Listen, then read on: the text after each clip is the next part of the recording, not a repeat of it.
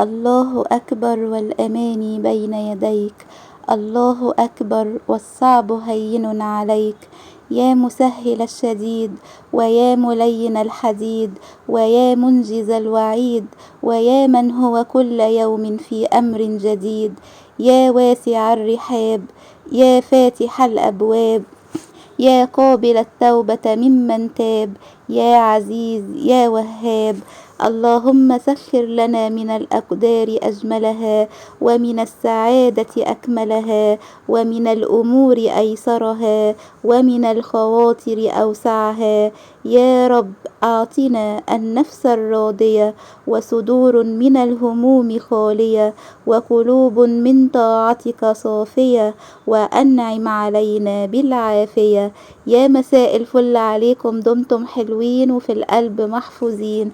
فيديو جديد النهاردة وخدت بابا معايا أفسحه فسحة في اسكندرية، هتكلفك 5 جنيه بس، ضمن المبلغ اللي بتدفعيه في المنتزه. يعني المنتزه سعرها بقت ب50 جنيه والعربية ب50 جنيه. لا هوديكي مكان في برضو جناين، في طبيعة، لا ده كمان في حاجات هتلعبي معاها والاطفال هيتبسطوا جدا هناك، وفي كمان مراجيح وحاجات حلوة قوي. كل ده الفرد ب5 جنيه. يا ترى هنروح فين؟ هنعرف دلوقتي مع بعض.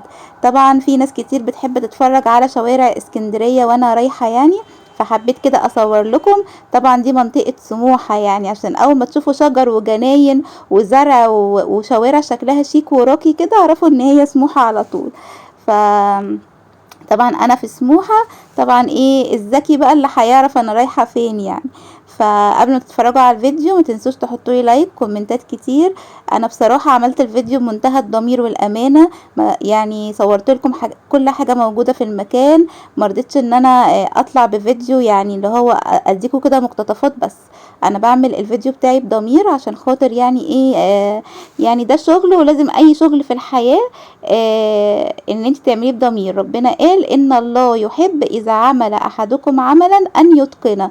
مش انا مثلا اكتب لك ان انا رايحه المكان الفلاني اصور لك مقطعين ويبقى هو دي مثلا المكان، كده انا ما عنديش ضمير وما عنديش مصداقيه. فلازم يبقى عندي مصداقيه، فعشان انا عندي مصداقيه فبيطلع عينيا فبيطلع عينيا وبيجيلي ضربة شمس. وبصوا ما اقولكوش بقى، اديله ادي. فانت بقى ايه، حطي اللايك والكومنت عشان تكافئيني على كمية ايه اللي انا كنت فيه النهاردة ده. احنا فين؟ في حديقة حيوان الاسكندرية او النزهة. طبعا النزهة بتنقسم لقسمين، قسم حديقة الحيوان والقسم التاني انطونيادوس. انطونيادوس ان شاء الله هصورها لكم في فيديو تاني خالص. لكن عشان هي طبعا مش هينفع الاتنين في نفس الفيديو، لان زي ما قلت لكم انا بصور الحاجه بضمير شويه، فهيبقى صعب قوي. الفيديو هيعدي الساعتين، فالفيديو ده كان معدي ال40 دقيقه وانا شلت منه 20 دقيقه بس، ما قصيتش ال20 دقيقه، جريت بس الفيديو. طبعا التذكره ب5 جنيه. زي ما انتوا شفتوا كده على البوابه التيكت ب5 جنيه. تمام. هنا بقى زي ما انتوا شايفين كده، انا طبعا اخدت بابا معايا افسحه، لان هو بصراحه مش بيروح حته. يعني لو انا ما قلتلوش تعالى انزل معايا هيفضل قاعد يتفرج على افلام اسماعيل ياسين اه والله العظيم. فانا ايه بنتهز بقى الفرصه ان انا لما ببقى رايحه مكان عارفه ان هو بيحبه اقول له تعالى معايا. فلو مرضاش اقعد اتصعبن عليه بقى، اقول له انا ما عنديش حد يروح معايا وكده بقى.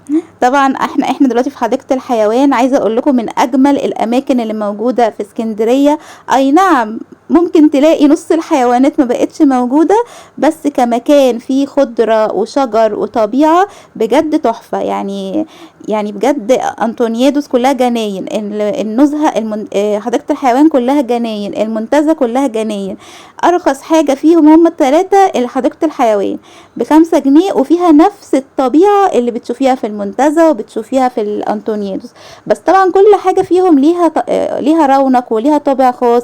يعني المنتزه طبعا فيها قصور وفيها قاعات افراح وفيها شواطئ وفيها بحر وفيها فنادق. انطونيادوس برضو فيها اماكن للافراح وفيها حديقة الزهور. هنا فيها حيوانات، فكل واحدة برضو ليها ايه يعني حاجة بتميزها شوية. تمام.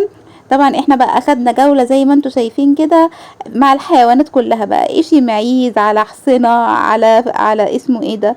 دخلنا طبعا للأسودة وبغبغانات، كله يعني. فان شاء الله بقى ايه تتبسطوا معايا في الجولة بتاعت النهاردة كده. طبعا بشكر كل الناس الجميلة اللي اشتركت عندي في القناة، وبشكركم على اللايف ان انتوا تفاعلتوا على اخر لايف، يعني ما شاء الله جايب مشاهدة ما شاء الله يعني، عشان ما اقرش على نفسي كالعادة. انا اللي بقر على نفسي على طول. بصوا الجمال المعزة يا جماعة.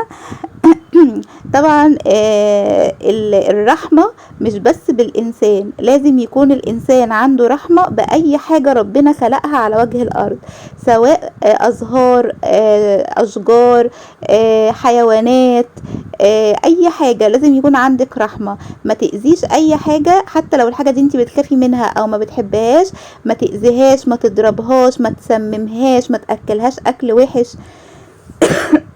لازم يبقى عندك رحمة بالحيوانات، ان الحيوانات دي كائن حساس جدا، كائن حنين جدا، بيحس قوي لما تحبيه وتبقي حنينة عليه، وبيحسوا قوي، وعلى فكرة بيعيطوا وبيتعبوا وبيعطسوا كل حاجة زينا يعني.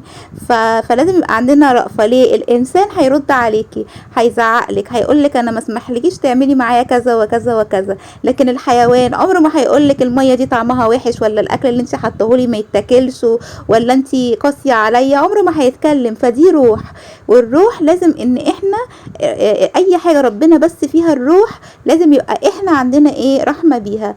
واعرفوا ان الانسان بلا إنسانية فهو غير إنسان على الإطلاق. الإسلام مش بس صلاة وصيام وزكاة وصوم وأنا رايح الجامع وجاي من الجامع وبتصدق وكده، لا، الإسلام المعاملة، الدين بتاعنا معاملة. الرسول عليه الصلاة والسلام لما جه قال لنا ايه؟ انما بعثت لأتمم مكارم الأخلاق. فلازم ان انت تراعي الأول إنسانيتك، أخلاقك، معاملاتك مع الناس، معاملاتك مع الطبيعة، معاملتك مع كل الحاجات اللي حواليك. هنا بقى انا حبيت اوريكم انا كنت لابسه ايه زي ما انتوا شايفين كده. النيو لوك بتاعي يا جماعه. انا كنت فاتحه الفيست ده على فكره وقفلته، مش عارفه بقى، ساعات كده وساعات كده حسب الغزال. هنا بقى كان في دباديب الدب ده، طبعا مش عارفه اسامي الحيوانات اساسا يعني، بابا حاول يحفظني بس انا ما اقولكوش يعني، انا اساسا ايه في حاجات كده ما بحبش افضل احفظ فيها. بصوا الدب وجماله يا خلاصي. انا عايزه اقول لكم انا بعشق الحيوانات، بحبهم، عندي استعداد اروح اعيش معاهم هناك. ليه بقى؟ بحسهم كده اللي هو ايه يعني، لما انت تديهم بيدوكي حنان، بيدوكي غير البني ادمين يا جماعه. البني ادمين مهما تعملي فيهم ما بيدوش اي حاجه غير كده اهو يعني. لازم يدوكي افيان، لكن الحيوان ما شاء الله هيحس بيكي كده. شايفين يا جماعه الخضره والجمال؟ يعني انا عندي استعداد اجيب كرسي وسندوتشين وافضل قاعده هناك كده. والجو بقى زي في الجو الحر بيبقى فيه هناك طراوه بقى. طبعا النزهه بقت عجباني عن المنتزه في حاجه، ان الشجر هناك لسه الشجر القديم، فالشجر القديم ده بيعمل ظليله، فما بتحسيش بالشمس قوي، تلاقي ايه الدنيا مظلله عليكي شويه. تمام. لكن المنتزه المره اللي فاتت بصراحه اتحمصنا يعني، واتحمصت النهارده يعني ما اقولكوش برضو يعني، انا جايه من بره دماغي هتنفجر اساسا من الصداع، بس هنعمل ايه بقى؟ يلا كله يهون عشان خاطركم بقى، فسحكم معايا. انت مش محتاجه تنزلي من البيت، انا هفسحك، وانتي حطي لي لايك وكومنت ببلاش اهو. ولا هتدفعي مواصلات، ولا هتدفعي دخول، ولا هتدفعي اكل، ولا هتدفعي شرب. انا هوديكي المكان كله وانتي قاعده، هحسسك ان انتي روحتي بالظبط بالظبط. طب ايه المقابل يا جاد؟ حطي اللايك والكومنت واكتبي لي كلمتين حلوين بس كده يا جاد. بس كده، مش عايزه حاجه اكتر من كده. بصوا بقى هنا بابا راح يتصور مع الجمل، زي ما انتم شايفين كده. بابا بقى كان مبسوط قوي بصراحه، لان هو بيحب الحيوانات جدا، هو اصلا اللي حببني في الحيوانات من وانا صغيره. يعني انا في اطفال اول ما تشوف الحيوان ده تصوت وتصرخ، عندي صحابي يقولوا لي ايه اللي انت بتعمليه ده، وازاي تقعدي تطبطبي على حيوان، وازاي مش عارف ايه. انا بقى بصوا يا جماعه انا بلاقي نفسي هناك يعني، ايه كده بحس كده بالونس يعني يا جماعه، بحس بالسعاده، بقعد طبطب عليهم واحضنهم وكده يعني. ومعايا طبعا ازازه الكحول بتاعتي بفضل اكبها على نفسي بسبب اللي انا بعمله يعني. طبعا كنت حابه ان انا اقول لكم ان في مسجد هناك، صورت لكم حته. العصر اذن طبعا ورحت، لا مش العصر، صلينا الظهر الاول، لان احنا عبال ما رحنا كانت الساعه 1 يعني. تمام. لان هي بتقفل بدري الجنينه، فلازم تروحي بدري عشان تلحقي ايه تعملي كل ده، لان هي بتقفل بدري، لان طبعا ما فيهاش اي حاجات بينفع تتعمل بالليل. تمام. زي ما انتم شايفين كده. عايزه اقول لكم ان في ناس كتير بتقول لي اللون اللبني بيبقى حلو عليا، اللي هو البيبي بلو، واللون البيجيهات والبنيات وكده، بيقولوا ان الالوان دي بتبقى حلوه عليا، والموفات طبعا. شايفين يا جماعه الجمال؟ طب في احلى من كده يعني؟ مفيش صح، مفيش. ما اقولكوش يعني مفيش احسن من كده.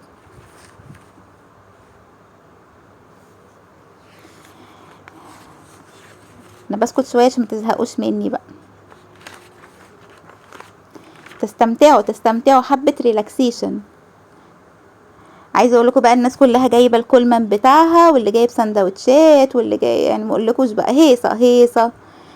كان في ناس كتير بس مش زحمه قوي. ليه بقى؟ لان انا ناصحه لما تبقي رايحه اي مكان ليه علاقه كده بالفسح في الايام الاجازه، ما تروحيش ولا خميس ولا جمعه ولا سبت ولا حد. يا لهوي عليك يا جاده، ده انت بوظتي الاسبوع. ايوه، ما انا روحي بقى ايه الحد الاثنين او الثلاث او الاربع، بتلاقي الدنيا فاضيه خالص في كل الاماكن. لكن خميس وجمعه وسبت وحد في الصيف بيبقى اكتساح، ما بتعرفيش تتنفسي اساسا يعني.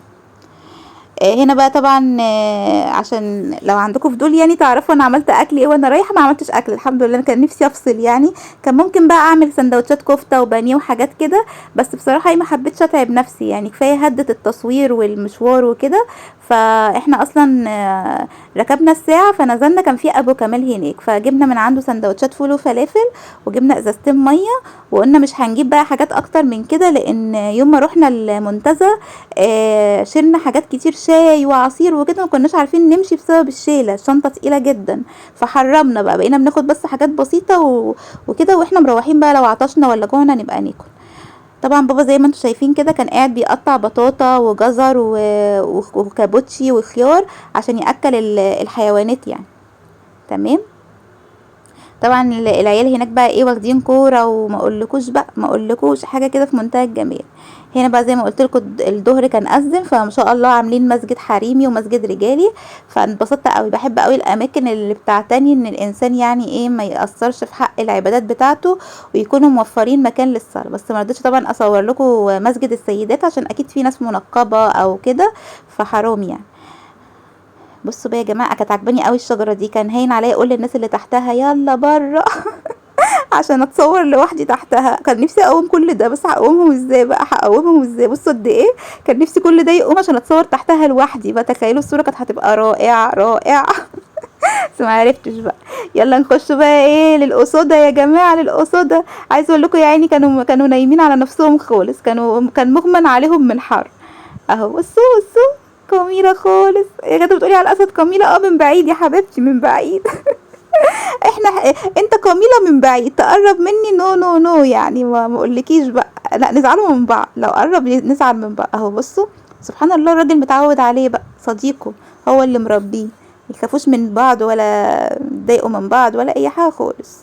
وهنا كان في نمر اهو نايم زي ما انتم شايفين، سطيحه كده، فكرني بنفسي وانا قاعده في البيت ما ببقى خلصه اللي ورايا وقاعده مش لاقيه حاجه اعملها ببقى نايمه كده. وده بقى ايه زعلان بقى، قالك هي الناس سايباني ليه وقاعد سايباني في القفص لوحدي، وقاعد بكلم نفسي والجو حر بصوا يا عيني وحيد، وده قاعد بياكل اهو طهقان. شوفوا بقاله كام سنة محبوس الحبسة ديت. ده الواحد بيقعد يومين في البيت بيتخنق، ما بالكوا بقى الاسد ده يا عيني قاعد بقاله 200 سنة في القفص. معرفش بقى هل غيروهم ولا بقالهم كتير الاسودة دي. بابا اهو كان بيقول له ايه انا عايزه اتصور مع النمر ولا التايجر مش فاكره. هنا بقى ايه رحنا لاحلى مكان في الدنيا بقى، قفص البغبغانات بقى، تعالوا بقى نشوفوا بقى ايه الجمال بقى ولا بقى ايه الاصوات. بس طبعا كتمت الصوت عشان خاطر كان في ناس بتتكلم كتير وكده، كانت الدنيا زحمه. بصوا بقى الجمال اهو بابا اهو بس بابا مبسوط بقى، هو بيتفرج، بيحب جدا بابا يعني، نفسه حلم حياته يجيب واحد زي ده يحطه في الشقه. مش عارفه هنحقق الحلم ده امتى ولا ازاي. انا خايفه يعني، انا ما عنديش مشكله مش تجيبوه، بس انا لو طار وسابني هقعد اعيط يعني. تخيل ابقى دافعه في بغبغان الشيء الفلاني وفي الاخر ما لقاهوش يعني. بيبقوا غاليين جدا على فكره، البغبغانات دي غاليه جدا بتعدي المبالغ يعني. يعني ممكن بمبلغ البغبغان ده انا اجيب السفره بتاعت جهازي مثلا اه والله العظيم. فبصوا جميل خالص، الالوان بتاعتهم جميله. عايزه اقول لكم بقى اتصورت معاهم، وبعد كده لقيت بغبغان بقى احمر فاصفر فاخضر، قلت له لا نزلهولي بقى، جابهولي من فوق نزلهولي عشان اتصور بيه. هبقى اسيب لكم الصوره بتاعته على المنتدى ان شاء الله. فبجد المكان حلو جدا جدا يعني. فان شاء الله كده بقى ايه تتبسطوا يعني هناك. وتاخدوا كده عيالكم بقى وتهيصوا بقى.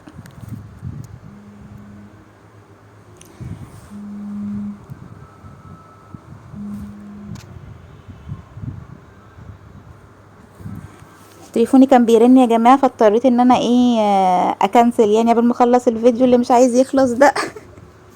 عايزه اقول لكم بقى ايه، بحس ان انا ايه ورايا 200 حاجه عايز تتعمل. انا جيت اصلا من المشوار ده من كتر العطش بقى وكده، ما بقتش بحب اجيب حاجه ساقعه وكده، بحسها مضره بالصحه وبتخن وكده. فبقيت بحب اعمل ايه المشروبات الساقعه في البيت. فجيت بقى من بره عملت ليمون بالنعناع وحطيت عليه لبن وحطيته في التلاجة، وضربت مانجا وحطيتها في التلاجة. قلت حرام بقى بابا تلاقيه جاي هبطان بقى، بيبقى عايز ايه زي حاجات كده سوائل تغذيه يعني. شفتوا بقى الحركه دي؟ شفتوا الحركه دي؟ بذمتكم يعني قولوا لي انتوا ايه رايكم. انا مش هشكر في جمالي الصراحه، لان انا مش بشوف نفسي جميله اساسا. انا شخص عادي خالص زي اي حد. فبفرح قوي لما حد بيقول لي ان انا جميله. والله يا جماعه بتكبروا بخاطري. بصوا بقى، هي دي حديقه جوه اسمها سفاري زوم. آه بيبقى فيها بقى ايه، دي ليها التيكت تاني جوه النزهه. يعني انت بتدفعي 5 جنيه عادي من البوابه دي، التيكت العادي بتاع حديقه الحيوان. عاملين بقى حديقه جوه صغيره بتيكت تاني، فيها بقى الحيوانات اللي انتوا شايفينها دي كده متسابه بقى. متسابه حيوانات ايه، الحيوانات الاليف متسابه زي ما انت شايفه كده. تقعدي بقى ايه تمشي معاها وكده. بس هي الصراحه يعني هي كانت اليفه زياده عن اللزوم، لدرجه ان هم فضلوا يجروا ورا بابا لحد يا عيني ما قطعوا له الشنطه وكانوا هيقطعوا له القميص. ليه كده مش عارف. بصوا اليف قوي، بصوا عمال يجري ورا بابا ازاي. هم مسيبينهم كده يعني مش موجودين فوق فصة، حاطين هناك معيز وغزاله ونسناس وبجع وتعبان. فالراجل جه قال لي، وده مش عارفه ده صقر تقريبا ولا نسر ده ولا ايه، انا مش عارفاهم من بعض الصراحه. زي ما انتم شايفين كل ده متساب كده. فدي حديقه تانية اسمها سفاري، موجوده جوه النزهه بس بتيكت تاني. فاهمين يعني؟ مش بتخشيها بتذكره ال5 جنيه، لو عايزه تخشيها بتدفعي تيكت غير ال5 جنيه. فانا بصراحه احنا دخلت عشان خاطر التصوير يعني. بصوا بقى الغزاله وجمالها جميله ازاي. بصوا يا جماعه بحب الحيوانات قوي، الا الرخم ده رخمت السنين يا جماعه. فضل يجري ورايا وانا وبابا، لما بصوا طلعنا من الجنينه خالص. اول ما شوف في ايدينا الاكل اهو، بصوا بيجروا ازاي ورا بابا، يا لهوي. الراجل يعني ايه قال لك ايه ده ايه اللي حصل ده؟ اتخض، لقيته راح عند البوابه. عماله ادور على بابا اقول هو راح فين. لقيت لكم كل المهرجان ده بيجري وراه، وبابا راح وصل لحد البواب. قلت له في ايه؟ قال لي ما اعرفش، انا اول ما اشوف الاكل كله قاعد يجري ورايا. قلت له ما هو ده طبيعي يعني، ان هم متسابين فهم اصلا الافاء يعني. ودول بصوا برضو تقعدي تاكليهم كده برضو. بصوا بقى بابا برضو اول ما شافوا الاكل بصوا بيجروا وراه ازاي. حاجه كده جميله والله يا جماعه. حيوانات جميله والله، بترفه عن نفسيتك يعني. وانتي بتتفرجي بقى على الفيديو عادي كده اولادك خليهم يتفرجوا يعني، لو انتي مش قادره تروحي ولا هيتبسطوا قوي. بصوا المناظر جميله ازاي. بصوا بيجري ورا بابا. انا ذات نفسي خفت قسما بالله. انا بصوا نط. انا لقيت بابا يعني ايه ده انتوا بتهزروا بيجروا ورا. لقيته ساب المكان ومشى. قلت له بقول لك ايه، سيبك من 25 جنيه مش، تعالى نطلع بره انا خايفه. مع انهم مش مؤذيين، هم ألفاء يعني ألفين زيادة عن اللزوم يعني. هم فضل شوية ويقعدوا على حجرنا يعني. فمش عارف في ايه. اهو بصوا بيمشي ورانا ازاي اهو. خلاص طالما عارف ان انتي معاكي اكل انسي بقى. بيودك ويحبك ويبقى حنين عليكي وما اقولكيش. بصوا بقى هنا النعام برضو شكله لطيف جدا وامور خالص. بصوا بتجري ازاي جميله خالص. هنا بصوا بابا كان هيضربها بالقلم على وشها. يقول لها زهقتيني امشي من هنا. يعني بصوا لففت الراجل يعني دوخته في الجنة كلها. هو يمشي كده تجري وراه، يمشي كده تجري وراه، وهي بتجريش لوحدها، هي بتجيب صحابها. فبصوا ماشيه وراه ازاي. بعدين لقيت لك راجل داخل عليا بتعبان 3 متر، والله العظيم يا جماعه تعبان تعبان، يقول لي تصوري مع استاذه، قلت له لا مش للدرجه دي يعني، انا اتصور مع كل الحيوانات لكن ما تقوليش اتصور مع التعبان. قال لي ده مش سام، قلت له ولا سام ولا مش سام، انا اصلا مجرد ان هو انتوا تحطوه عليا كده واحس بالملمس بتاعه جسمي كله هيترعش هخاف. فاتصورتش بصراحه، في حاجات انا ببقى جبانه منها، او انا كطبيعه شخصيتي ما بحبش الزواحف، بحب الحيوانات عادي اللي بتمشي على الارض كده، لكن الزواحف بقى لا. بصوا شكلهم جميل ازاي. وهنا كان في، بصوا يا جماعه مش عارفه، انا مش عارفه الاسماء عشان ايه ما اضحكش عليكم يعني، بس يعني هي كانت والده بيبي صغنطه. بصوا بقى، بس بقى الكاب عشان خاطر الدنيا بقى ايه ما اقولكوش، الشمس نزلت بكل اخواتها يعني. الدنيا بقى إيه، احنا رايحين من بدري جدا، نازلين من البيت الساعه 10 او 11 الصبح، وطالعين من هناك الساعه 4، لان طبعا زي ما قلت لكم بتقفل بدري. بصوا دي جميله بقى بتاكل ازاي، عينيهم جميله قوي، عماله ابص في عينيهم واقول يا ريت عينيا كانت تطلع اموره كده ولونها عسلي. طلعت عينيا سودا مش عسلي.